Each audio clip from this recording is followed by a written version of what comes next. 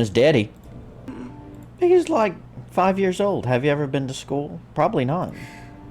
I'm gonna make sure you and your mom see each other again really soon, okay? In the afterlife. Child actors, man. They just suck. Sometimes they're good, but this one, he doesn't have a future in this industry, let me tell you. You either got it or you don't. You can normally tell, too. I left my bear.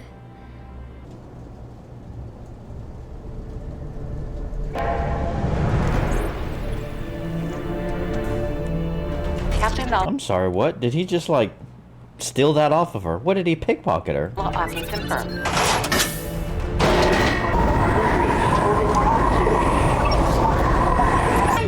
Facility lockdown. What the hell? He's like 5 years old. He's gonna escape this facility? I thought this place was like a prison or something. Look at that. How did he get out there? It's like up in the air. What, did he jump out this window and jump down? It looks like it's high up in the air. Look at that. What, did he escape? He's like 5 years old. Look at that. Look, it's like in the air, and then there's all these, you know, all these different kind of layers and stuff that you'd have to jump over, and this weird sandstorm. 15 years later, what is he, like a spy kid? Is he like just completely amazing? That's insane. He's just a bit too young for that. Maybe if they had cast an actor that was... He looks like he's 5 years old. Maybe if they had cast an actor that was maybe 10 or 12, a little bit more street savvy, it would be slightly more believable. Maybe you could show him like going through the vents. That's he just seemed way too young to be able to accomplish something like that. That's a nice shot. That's pretty. Relic Penal Colony? I don't know. I'm gonna butcher these names. Juvenile offenses, age 8. Well, they're really laying it out for us to make sure that we understand this is the same kid. I mean, I pretty much pieced that together the moment they said his name. You probably didn't even have to do that, but alright. She didn't do anything wrong. Is it because of that one trial? I mean, the lady was caught stealing, and an officer died. And it's just like, well, I mean... You know, you'll have visitation rights in prison, but it is what it is. We're not going to send your child to prison with you. And he just escaped. Is that what this whole thing's about? You're part Lanthanite. You were there centuries ago when Starfleet was at its best. Part Lanthanite. So, being part Lanthanite lets you live forever, I guess. You can show them what that really means. We found Caleb Meir alive. Maybe it's not too late for you to keep your promise. That was his trump card. He was holding out. He knew that she would say no. And he was like, alright, I'm going to wait till the right moment to drop that on her. Time. There's no way he would have even made it off that first planet. He'd be dead. He was way too small to be able to survive on his own. That's insane to me. And I'm finding it a little hard to believe that all, like, she quit over that whole one trial. I mean, I feel like she would probably be placed in situations like that many times. So it doesn't seem like enough of a motivation for me. But maybe there's more going on here. Maybe she's like related to the kid or something. But just this stranger who she had to separate from her child because she broke the law. And for her to just leave. She was a captain, I believe, at the time that he said. That doesn't... It doesn't quite feel weighty enough for a decision like that, but maybe there's more going on. Look at that place. What in the world is she wearing? Man, the dude's jacked, isn't he? He's in decent shape. He's dressed up as Bane. Welcome. I did not adopt the darkness. I was born in it. Do not take my mask off. Careful. Does she have the authority to do this? I thought she was retired. Maybe she's... Funeral, Starfleet. Your funeral, Starfleet. I guess she's pulling some strings. Thinking you used programmable matter. I know my shit. You have a That's the second time they've cussed in this. I didn't think they would be cussing. It's I mean, Starfleet Academy. I didn't think they cussed in Star Trek. I don't remember when I was watching Voyager. Did they ever? Maybe they cussed a little bit. I don't remember. Cut off your fingers one at a time, then your hands. And then shove them up your bum. Then they'll make you dig tunnels with your wrists. You. Damn, what species is her? Something tells me that it's getting to be extinct. It's like, nah, we don't. We're not gonna be with her. If you told me 24 hours ago I'd be saying those words, well... It's 24 hours? Damn. She accepted this job quick. You mean when the dude was on the planet talking to her about the position? 24 hours. So she went and talked to Caleb, and then they flew all the way back. All that happened in 24 hours? I thought it was like more spread out. Look at all these people. Good God, there sure is an ungodly amount of diversity. Where's Waldo? Let's find the straight white man. Holy hell, look at all the diversity. It is the future. What's this guy doing? He's like completely staring into the camera. Look at this guy. Dude, you're not supposed to break the fourth wall. Man, look at all these people. Not as many aliens in this group as I thought. There's just like one alien. Look at how she feels. She's like, oh God, I have to put up with this. Like, what are we doing? I'm on my way to go do something. There's the fat one who ate her comm badge. It looks like she got it back here. Man, I don't have any faith in these people. Truth is, your generation more than any other knows how true that is. Some of you He's checking out that hot girl. I don't blame him. He's like, man, yeah, I've got the best seat. are here. The first Academy class to return to our campus in San Francisco. Our campus in San Francisco. What are you talking about? Aren't they all in outer space?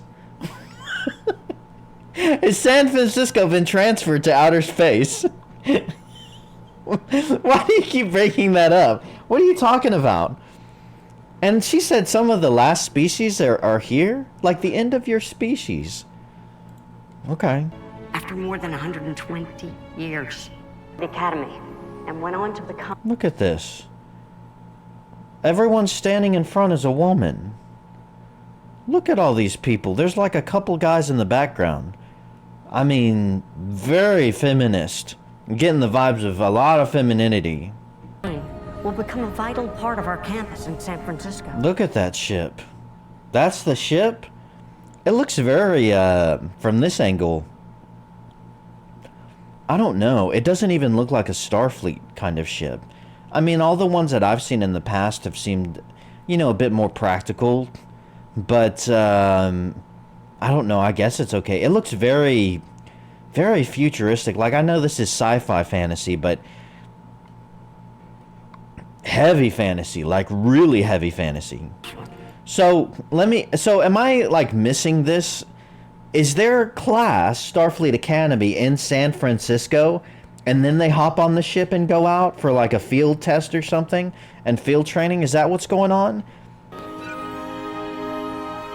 Man, they're, well, not her, but man, the other ones are just ugly. Yeah, the doctor. My chief medical officer. All cadets' physicals and vaccinations are complete, Captain. All right, people. What the hell? Why is she sitting in her chair like that? That seems, I mean, just unprofessional. Like, that's the vibe I'm getting here. What a weird way to sit down. It's like a child hopping in a chair. Let's go to San Francisco. Let's go to San Francisco. Okay. I'm sorry, wait. Hold on a second. So they're at Earth. They're docked outside of Earth at the space station in the Athena, and they're going to fly down to Earth, to San Francisco? Is that what they're doing? That's how you're going to start off? You're just going to leave the space station, the dock, and then just go right down to Earth? They're not going to use warp drive, are they? Okay. Okay, hold on. I must be misreading this. Maybe they're not docked outside of Earth. No, no, no. They said they weren't. They were docked outside of that other planet. The Baja Burrito planet or whatever it was called. Okay. I thought they were outside of Earth. I thought, well, hold on a second. Were you gonna warp right down to the planet? I got it wrong. Okay. Forgive me. So they're going to Earth, to San Francisco now. The Philosophy Society. Hi. Hello. Bunj. Get your shoes. What is she, retarded? What's her deal? Ahoy there. You speak, Tom. Piss scene I've ever seen. I don't even know where to start. This is bad. Where do I even start? Like, it's so cringe. What kind of conflict is this?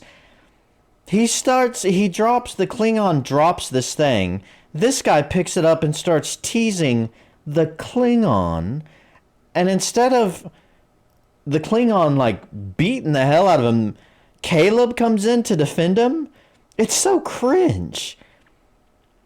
This is so weird. Whatever you're doing, stop it.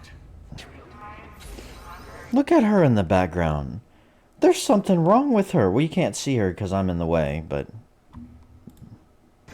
Like, look, let me just... Look. There she is. She's just standing there with this dull look on her face. It's insane. Do you know who that was? Come on. She has to be retarded, man. This Klingon... Yeah, I'm losing faith in him fast. Dude, I understand. You're gonna have to win me back. Because he showed up looking real cool, and he's like, I want to be a peaceful Klingon. All right, but you gotta have these... You can't... Come on, like, what is he gonna be, a doormat? I watch birds. Holy shit.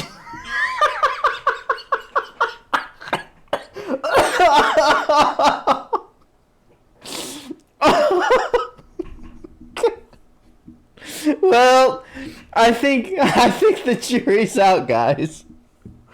I think the jury's out on this one. Oh my god, what did he just say? I watch birds. Oh my. What? My mother, she taught me to see the beauty in things. Oh, hell. Okay, so we have a soy Klingon. Man, talk about bait and switch. He walked up looking all cool and stuff. You know, he got the dreads and all that, and I was just like, all right, this guy's got it. Oh, no. No. I watch birds. My mom taught me to see the beauty in all things. Look at this guy. He's in shock. He's like, oh, nice. Okay. Gay. Face danger alone. Well, I thought you weren't a warrior, though. Is this guy a warrior or not? Where'd everyone go? Man, that was one hell of a scene, wasn't it? My goodness. I don't know. I'm starting to lose faith, guys. I'm trying to be optimistic. All cadets, you are officially... What is he doing? I thought he was the doctor. What is he doing here in like this, you know, hey, let's find you a good elective in order to take for your semester. What is he doing out here doing that stuff? Man, I don't know what it is with this girl. She's like, I don't know. She must be some kind of alien species who like has half a brain. She's Mickey Mouse. Look at the hair. She's Mickey Mouse. You're our first holographic student. I'm sorry, what? She's a hologram too? She's a hologram? She's a holographic student? How does that work? A holographic student? The first of our kind, created with the sole purpose of reintegrating with organic life form. What? The first of your kind. So someone created a hologram with the sole purpose of reintegrating with organic life forms. What is she talking about? Isn't she, so she's just programmed? Studying and reasonable acts of rebellion. Well, you know, occasional acts of No, he's just leaving. He's like, okay, I've had enough. He's just taking off. I was programmed to feel 17, but I've only existed a little over 4 months. She was programmed to feel 17, but I've only existed a little over 4 months. What? So she's a 4-year-old with the mind of a 17? Cask. And Cask is a colony of holograms? We prefer photonics.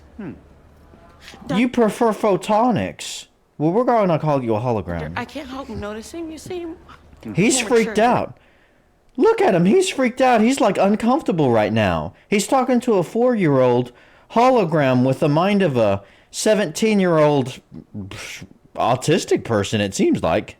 17-year-olds aren't this I dumb. prefer distinguished. Not because you're photonic, Sam. It's because you're 17. I thought she was 4. She's 4 with the mind of a 17. Why would you program a hologram to be that way? Response is that from a captain. I'll blow it out your ass. Like, this is so... I don't know, man. I just remember Starfleet and Voyager and stuff. Like, it seems so professional, so militarized, but like real, and like these are like the adults. You know, this is adult situations. We're handling some hefty stuff. This just seems so high school to me. I'll blow it out your ass. Like, what? I'm a big believer. Hi there.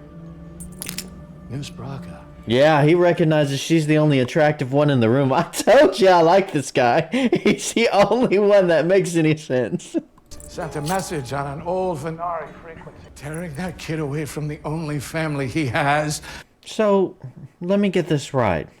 Caleb sent out a message, and somehow that led Braca here to the ship? So what? I mean, Starfleet, don't these ships send out all kinds of messages all the time? What did this guy, was he able to somehow hijack the message and infiltrate their system? That doesn't explain how the matter, the controllable matter, whatever that stuff is, how did it get past the shields? Like, what, was he able to set a trap or something based off of that? That seems like a very poor setup to me. How is sending out a message from a Starfleet vessel going to give this guy Braca such an advantage in this situation? Like, this is Starfleet. Aren't they like the best of the best? This guy was just a caged criminal no more than a couple decades ago. What is he wearing too, by the way? Of sadism, not even I have. This is such a weird motivation too. Like, they keep referencing the day that the boy was separated from his mom. Like, it's like, wouldn't trials like that happen all the time? Wouldn't you be in positions and in situations where parents do things, they break the law, and then their children are too young or something, and it's like, well, your parent broke the law, so we're gonna have to put you in some sort of foster care or something? Like, that happens all the time now, you know, in the day and age. Why is this such a revolutionary act? Like, it caused this captain to completely leave, you know, and just be like, okay, I'm quitting, you know, and just give up on Starfleet. This guy even remembers it like it was yesterday, and he's appalled by it. It's just like, really? That's what we're going with? Why are you listening to this career criminal outlaw versus one of your commanding officers on the bridge? Okay. You're gonna get one shot at this. She's not going to consult the officers on the bridge after what he just said? Go back to the Chinese guy. It seemed like he knew what he was talking about. He's like, this matter stuff is kind of volatile. Maybe you should get a second opinion instead of just trusting this guy that has lived his entire life as a criminal, and you've only just met apparently 24 hours ago. You know, re-met since you knew him as a 6-year-old child. That's a lot of blood, actually. That's a lot of blood, actually. That's a funny line. The retarded hologram. That's a lot of blood, actually. It looks like she was standing there laughing. Alright, that got a kick out of me. What is her blood white? You said you burn for life. I said yearn. No matter. Now you will save my life. Man, this Klingon is a baby, isn't he? Like, it looks like he's about to cry. What is she asking him to do, by the way? It looks like he's about to cry. Man, I shouldn't have bet my chips on this guy at all. What the hell? I like birds. I watch birds. How is he gonna save her life? She's bleeding out from the gut. Is he a doctor? I can go outside without a suit. Degrees. Wait, outside? What do you mean outside? Like in space?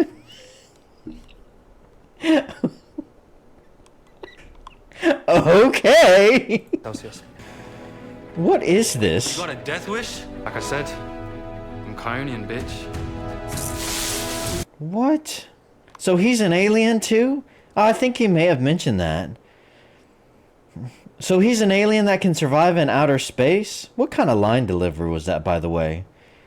God, the dialogue in this is so bad.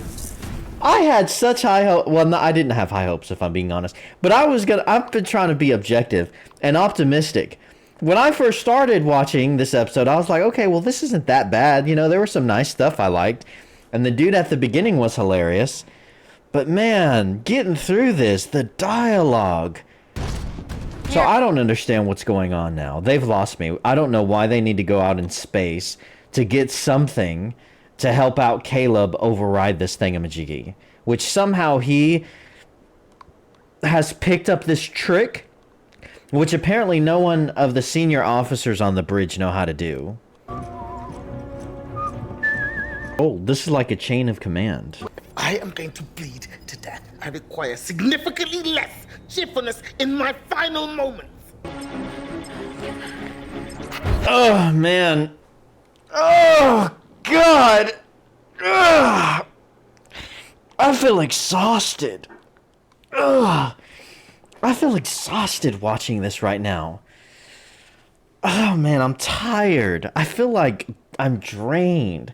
Like I'm not getting anything out of this.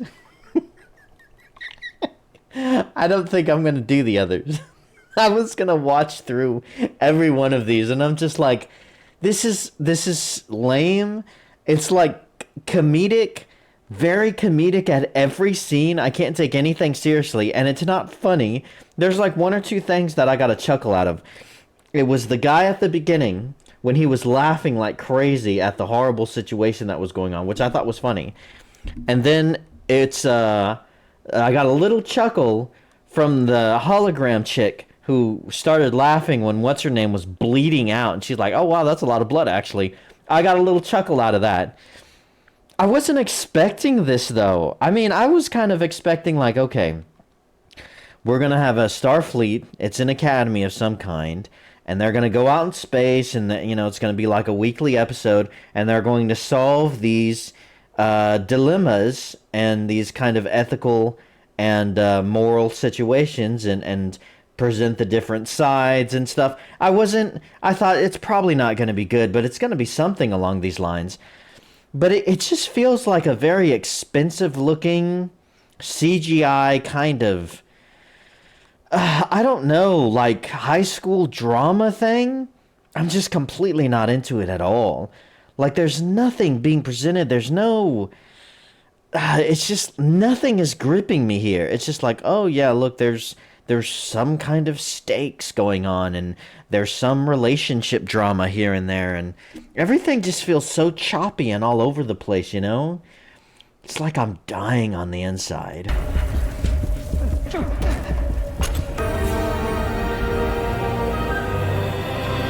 Too late. He's dead. If you're going to San Francisco.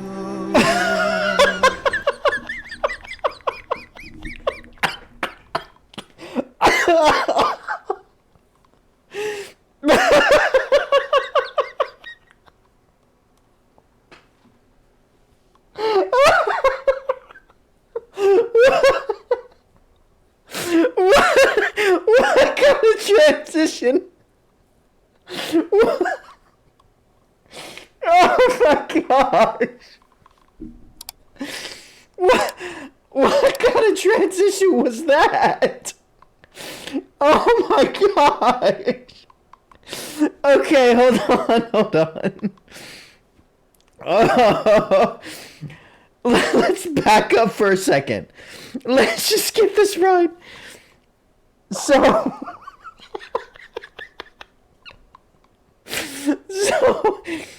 they leave, and they're going to San Francisco. Yeah, the capital of Earth. And Caleb sends out a transmission, and somehow that gives the enemy the one-up, and they send in this matter stuff, this controllable matter, and it completely cripples the ship, this advanced Starfleet vessel. No shields work, nothing, just disables it. It literally starts destroying the ship. I mean, explosions everywhere. Debris is falling. People are dying left and right. Well, they're all dead.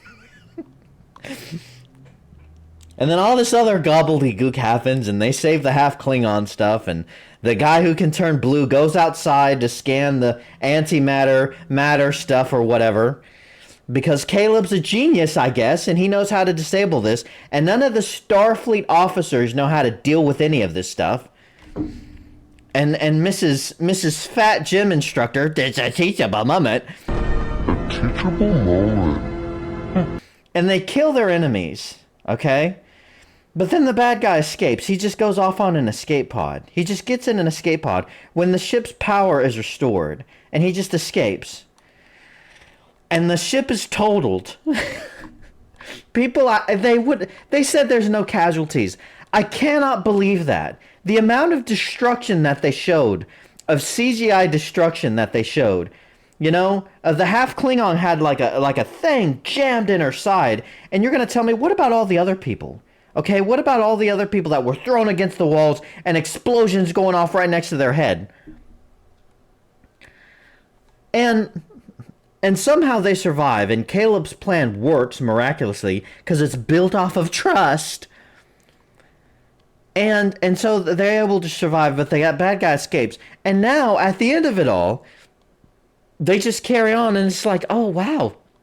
Look at San Francisco. Look at Earth. This is amazing. And it's just like, shouldn't you guys be, like, in repair mode and in battle mode? Shouldn't you be, like, at the space station? You know, everyone's in the medical wing.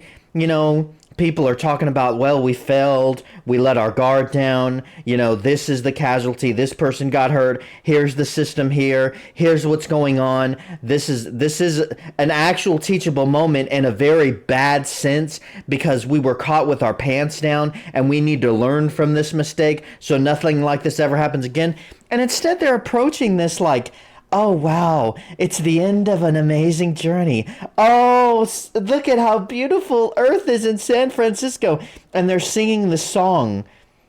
This is just so, and the vanity in it. The vanity. San Francisco. How many times, if I had a shot for every time they said San Francisco in this episode, it's just like, wow.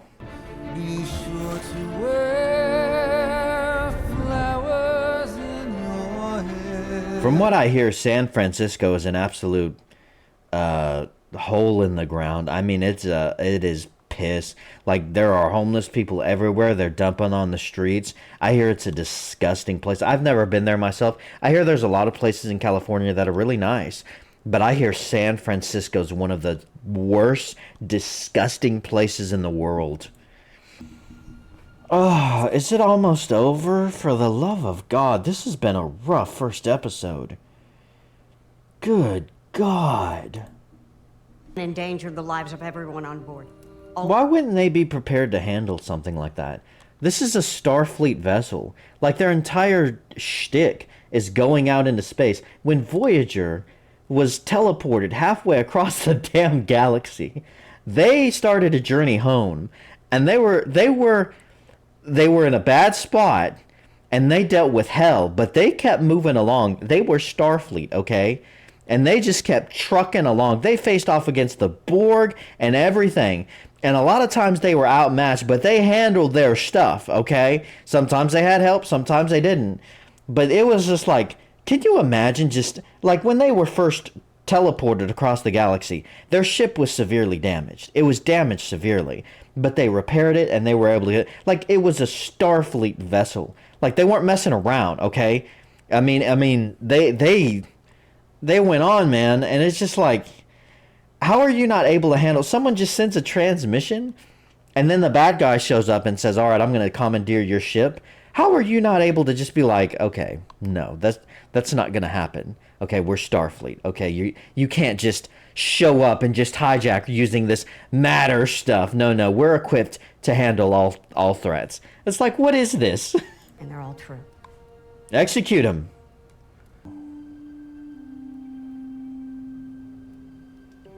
I still have no idea what the burn is. Something bad. Nuclear bomb went out in space, I guess. Can you sit like a man? I mean, what is this? He's sitting like she does, man. Not advised. What? I would have listened, not advised. So you would have let... That's such a stupid thing to say. I'm the parent, and this is the child, but instead of advising him as the parent, I'm just gonna let him be the leader. It's so backwards. Maneuvered. Not been a parent, not tried to guide him and teach him and instruct him, just let him take the lead, that kind of thing. Stupid. You do a lot of that stuff to protect your child, you know. As a parent should. Man, look at how small she is. Good God. She's the captain. Good God, she is just tiny, itty bitty. Directed by Alex Kurtzman. That dude should receive, like, life in prison, man.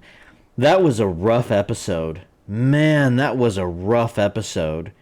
I don't know how else to explain it. That was bad. I can't stand this modern day message of just, you know, let's let the kids lead. You know, kids these days is the title of this episode. It's so backwards. Oh, man. That was rough. That was really rough. I don't think I can get through however many more there are. Not if they're all going to be an hour long like this. That was brutal. Man, the scenes were so choppy. The characters were uninteresting. The entire episode felt like a high school musical almost. It was way too fluffy and just like lighthearted, and the stakes that went around just didn't fit. Didn't seem to be any consequences. And then the transitions, it was just like vomit. Like everyone just vomited a bunch of gobbledygook on screen, and all of it was meaningless. Like none of it mattered. You know, after a whole hour of this, I don't care about any of these people. I don't like any of them either. The only person I liked for a little while was the villain. Thank God he survived. I hope he comes back and kills all these people. But as far as the actual crew itself, Caleb is just... He's obviously the main character. Him and the captain. And he's starting to come across as slightly a Gary Sue, almost. Like he seems extremely far more capable than I would think would be even possible. Like he's just able to do things that I didn't feel like he would be able to do based off of his background. And then there's all these other characters that are just all over the place. The retarded hologram, which I couldn't believe that. A hologram that's a 4-month-old, 17-year-old mind, but retarded as well, student. The doctor's back. He's okay, I guess. He wasn't in this much. Everything was choppy. Can't take the captain seriously. It's very unlikable. The dude from The Mummy Returns, he was in it very briefly. I guess we won't see him again. He was probably the only masculine character. Then there was that hot chick on the bridge that didn't do much.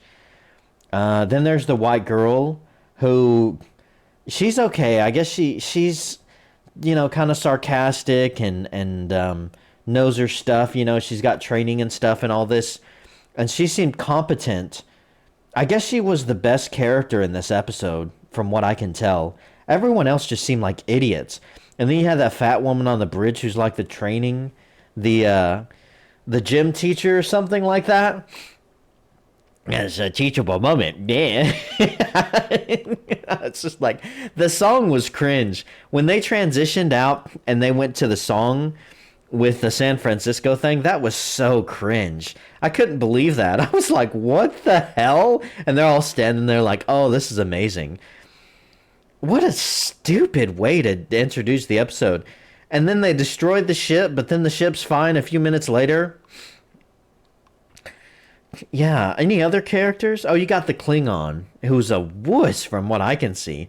I don't think he's gonna change. I don't know, man. And then you got the guy who can turn into a blue creature and go in outer space. Ooh, man, this is a rough first start. These characters are very unlikable. The ship looks very modernized, like it looks like a fancy outlet mall or something.